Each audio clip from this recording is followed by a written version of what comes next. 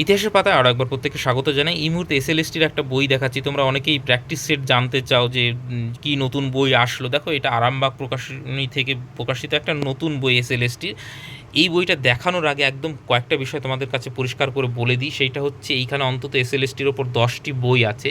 তোমরা বলো একটা ভালো বই বলুন। দেখো, পারফেক্ট বই একদম এসএসসির জন্য এইটা বলাটা খুব মুশকিল, কারণ প্রত্যেকটা বইয়ের কিছু না কিছু ড্রব্যাক থাকে, সমস্যা থাকে। আর বিশেষ করে নতুন যেগুলো বই বেরোয় সেগুলোতে কিন্তু কিছু ভুলভ্রান্তি থাকে। তো উইদাউট টেক্সট বুক বা ভালো কোনো বই না পড়ে তোমরা যদি এই ধরনের বই আসো, তাহলে কিন্তু তোমাদের সমস্যা হতে পারে। তো যাই হোক, যারা বিশেষ করে প্র্যাকটিস সেটের জন্য আমাকে অনেক সময় বলে থাকো, সেইটা দেখো, এই যে এইটা বইয়ের দাম হচ্ছে কিন্তু 699 টাকা। আগেই বলিনি, এটা কিন্তু কোনো পেড প্রমোশনের ব্যাপার নেই।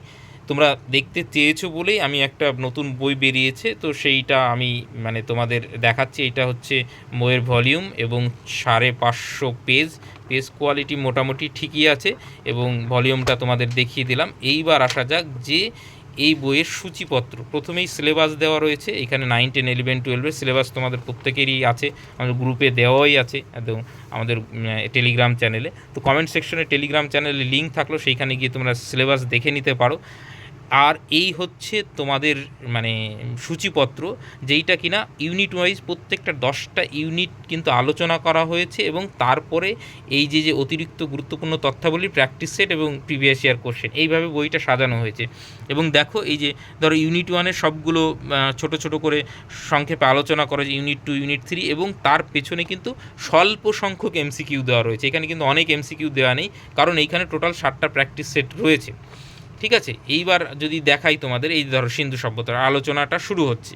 এইবার এই আলোচনাটা শুরু প্রত্যেকটা মানে ইউনিট, টোটাল ইউনিটটা ছোট ছোট করে সংক্ষেপে এইভাবে কিন্তু সাজানো হয়েছে। এইখানেই বলি যে টেক্সট বুক না পড়ে শুধুমাত্র এই স্টাডি ম্যাটেরিয়াল দিয়ে কিন্তু তোমাদের বৈতরণী পার হবে না, একদম পরিষ্কার বলে না। আর টেক্সট বুক না পড়ে, ভালো টেক্সট বুক না পড়ে কিন্তু এইগুলো প্র্যাকটিস করতে আসলেও তোমাদের সমস্যার সম্মুখীন হতে হবে, কারণ এইটা থেকে তুমি মানে একদম পরিষ্কার ক্লিয়ার কাট ধারণা তৈরি করতে পারবে না। বিশেষ করে প্র্যাকটিস করছো ঠিক আছে, কিন্তু এই থেকে যদি তুমি ভাবো যে সব কিছু হয়ে যাবে, এইটা কিন্তু সম্ভব নয়। এইবার দেখো, এইখানে এমসিকিউটা রাখা রয়েছে, ঠিক আছে, এমসিকিউ রয়েছে। এইভাবে প্রত্যেকটা ইউনিট কিন্তু পরপর সাজানো হয়েছে, বোঝা গেল? এবার এই যে ইউনিট 2 শুরু হচ্ছে, তারপরে কিছু স্টাডি ম্যাটেরিয়াল দেওয়া রয়েছে, এবং তারপরে কিন্তু আবার এমসিকিউ। এই যে এমসিকিউ, বোঝা গেল? এইবার আসা যাক যেইটা নিয়ে তোমরা সব থেকে বেশি প্রশ্ন করো আমাকে, সেইটা হচ্ছে প্র্যাকটিস সেট। তার আগে দেখাই, এই যে গুরুত্বপূর্ণ তথ্যাবলিতে একটা কালপঞ্জি দেওয়া রয়েছে, এবং সেই কিছু চার্ট এবং বংশ তালিকা, এই বিষয়গুলো এইখানে রয়েছে মানে স্টাডি ম্যাটেরিয়াল শেষ হওয়ার পর। তারপরে দেখো যে এইটা হচ্ছে তোমার প্র্যাকটিস সেট।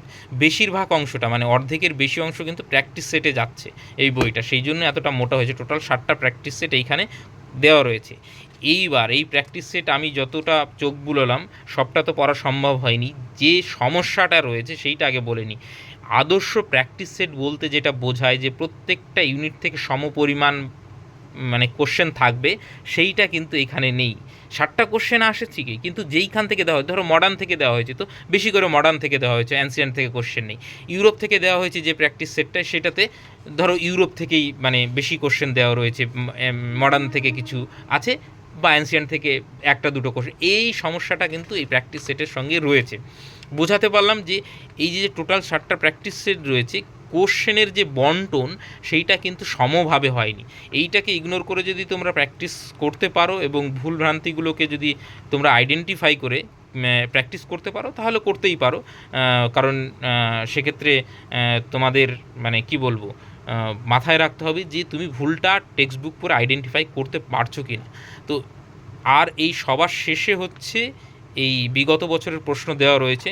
এবার যতদিন থেকে এসএসসি হয়েছে, দেখো এই তখন তো 2 মার্কের হতো, সেগুলো প্রশ্নগুলো দেখলে তোমাদের কি হবে, তোমাদের একটা ধারণা তৈরি হবে যে সেই সময় কী ধরনের প্রশ্ন আসলো বা এসএসসির কী পরিধি। কিন্তু এইখানে মানে এই প্রশ্নগুলো যে তোমাদের এখন খুব কাজে দেবে এরকমটা নয়, শুধুমাত্র এসএসসির পরিধিটা বোঝার ক্ষেত্রে তোমরা সেই প্রশ্নগুলো দেখতে পারো। আর এইটা হচ্ছে এই 16 সালের এসএলএসটির আনসলভ কোশ্চেন। একটাই কোশ্চেন দিয়েছে এবং সেটাও সলভ করে দেয়নি, এটা সলভ করে দিলেই ভালো হতো। তো যাই হোক, সেটা দেওয়া সম্ভব এবং সবগুলো কোশ্চেন কিন্তু এইখানে নেই, সবগুলো সেট। ঠিক আছে? তো এই হচ্ছে ব্যাপার, এবং তোমরা কলেজ স্ট্রিট গেলে অনেকটাই ছাড় পাবে, এবং সেটা তোমরা কিনবে যখন দাম দর করে নেবে, এবং অনলাইনেও এখন তো সবাই অনলাইনে ইয়ে করে, কিন্তু তোমরা যদি বইটা নিজেদের মতন করে দেখে নাও তাহলে তোমার কি চাহিদা সেই অনুযায়ী তুমি বিবেচনা করে কিন্তু বইটা নিতে পারবে। আমি বলছি বলেই যে মানে মানে তোমাকে নিতে হবে এরকমটা নয়। তো তুমি নিজে দেখে নেবে এই বইটা, এবং আমি তোমরা অনেকেই বলো যে নতুন কি বই আসলে একটু যদি ধারণা দেন, তো সেই তাদের উদ্দেশ্যেই কিন্তু এই বইটা রিভিউ করা, এবং পরবর্তীতে যদি নতুন কোনো আর বই আসে নিশ্চয়ই আমি সেটা তোমাদের জানাবো। বিশেষ করে প্র্যাকটিস সেটের ডিমান্ডটাই আমি দেখেছি বেশি, তোমাদের যে প্রশ্নটা থাকে বেসিক্যালি, মানে থিওরি পার্টটা তোমরা নিশ্চয়ই টেক্সট বুক থেকে করো। তো যাই হোক, এই হলো বইটার মোটামুটি একটা ধারণা দিলাম। বাকি তোমাদের যদি কোনো মন্তব্য থাকে তাহলে নিশ্চয়ই কমেন্ট সেকশনে করো, এবং আমাদের সঙ্গে যুক্ত হতে চাইলে কমেন্ট সেকশনের লিঙ্ক দেওয়া থাকলো, সেইখানে গিয়ে যুক্ত হয়ে থাকতে পারো। আপাতত সকলকে অসংখ্য ধন্যবাদ।